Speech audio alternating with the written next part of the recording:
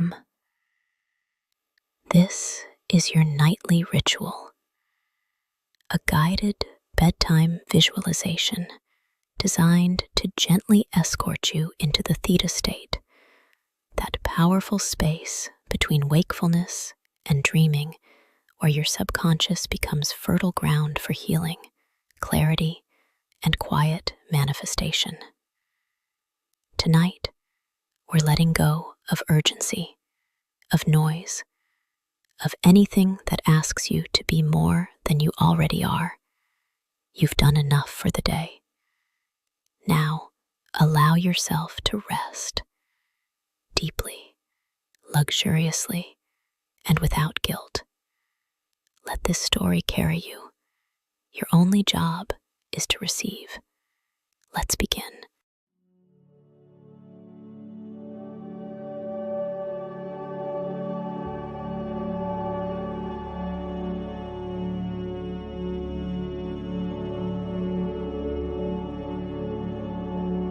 You're staying at the Baccarat Hotel, in a suite that smells like white tea and money. The kind of space where silence is a feature, not a gap. Floor-to-ceiling windows bathe the suite in wintry, golden light, a black marble bathroom, a handwritten welcome card, and 2 robes laid out, yours and hers. You booked Glam Squad days ago. Not just for you, for your mother too. She hesitated at first. Pia, you don't have to do all this. But you insisted. Because tonight, she is not just your guest. She is the woman who taught you how to fight without fists and to rise without a map. You sit side by side in the suite's sitting area, hair dryers buzzing, brushes tapping palettes. 2 makeup artists work quietly, a stylist steaming your gown in the background. Your mom clutches a mimosa like it might evaporate. For a moment, you're not the woman on magazine covers. You're just her little girl again, knees tucked under you in a robe, hoping she likes the earrings you picked out for her. When they're done, you both turn to the mirror. She looks radiant, regal, soft, smoky eyes, hair in smooth curls. She touches her cheek and gasps just slightly. You look like someone they write stories about, you whisper. Then you change. The gown is custom, hand-bedded emerald silk, made by a Dominican designer you met at a fashion gala in Paris. Off-shoulder, with a deep, sculpted neckline. The skirt hugs you through the hips before falling like water. There's a dramatic slit, but never vulgar. Your shoes. Gianvito Rossi, gold strappy stilettos, barely visible. Your jewelry, vintage Cartier emerald drop earrings, and a matching gold cuff, subtle but ancestral. Hair, a sleek, low chignon, parted deep to one side, glossed like liquid stone. Makeup, warm bronzed eyes, glowing skin, matte wine-colored lips that say don't interrupt. Your nails, almond-shaped, painted bone white, with a single emerald jewel at each ring finger. You take one last look in the mirror and exhale. Your reflection doesn't need reassurance. She needs to be witnessed. You extend your hand to your mother. She clasps it like she did when you were 10 and afraid of the dark. Together, you descend. The night belongs to both of you. Tonight is for you. You stand at the center of a grand ballroom, ceiling dripping with chandeliers, walls wrapped in velvet, cameras blinking softly like stars. Your name is lit in gold on the oversized screen behind you. You've been named one of Forbes's Women of the Year, not for noise, not for scandal, but for impact, presence, legacy. You breathe in slowly. Your speech is moments away.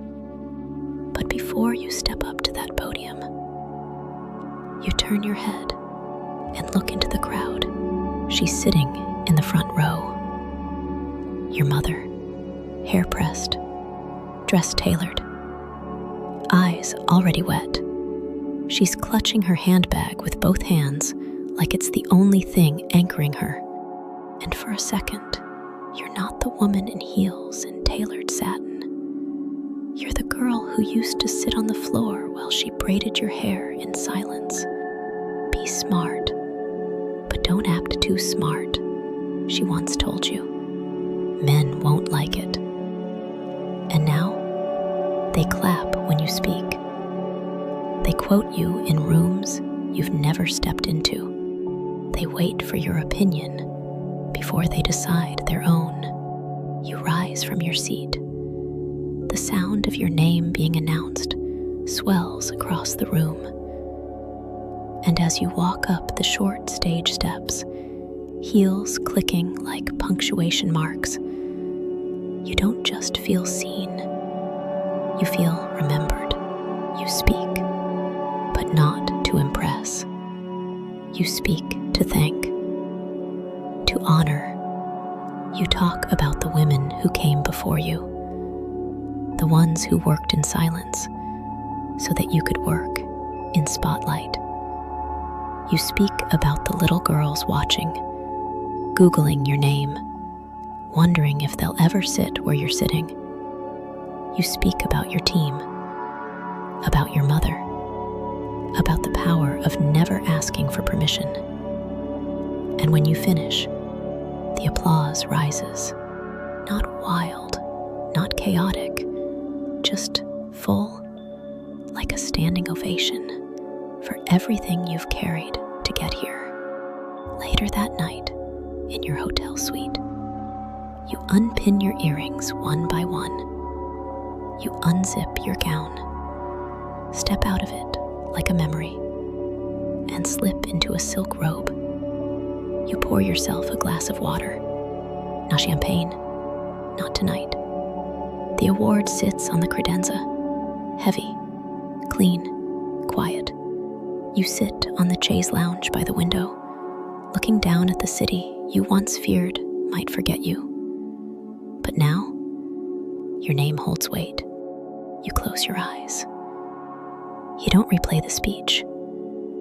You replay her face, your mother's. When you said her name on stage, you smile and let yourself feel it, fully, without guilt, without that shrinkage. You earned this, not just for you, but for everyone who once believed it was impossible. The next morning, you wake with purpose.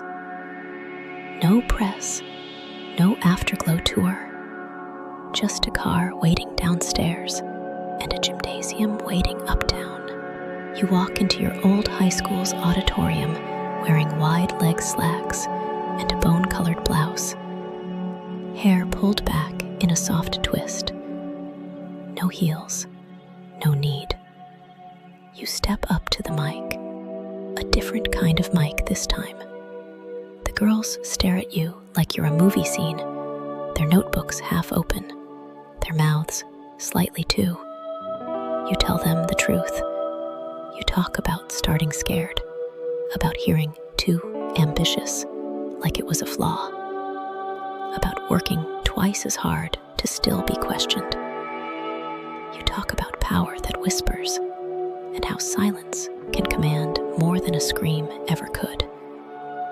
And then you tell them this. You don't have to be what they expect. You don't even have to be what they fear. You just have to be you, fully, unapologetically, strategically. And when one girl raises her hand and asks, "Did you ever think you'd be this successful?"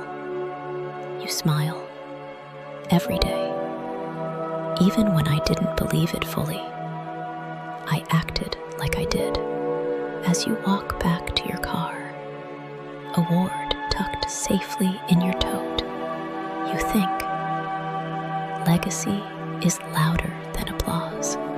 The clapping fades, the lights dim, the articles disappear, but the look in that girl's eyes, your mother's tears, that stays. And that's power.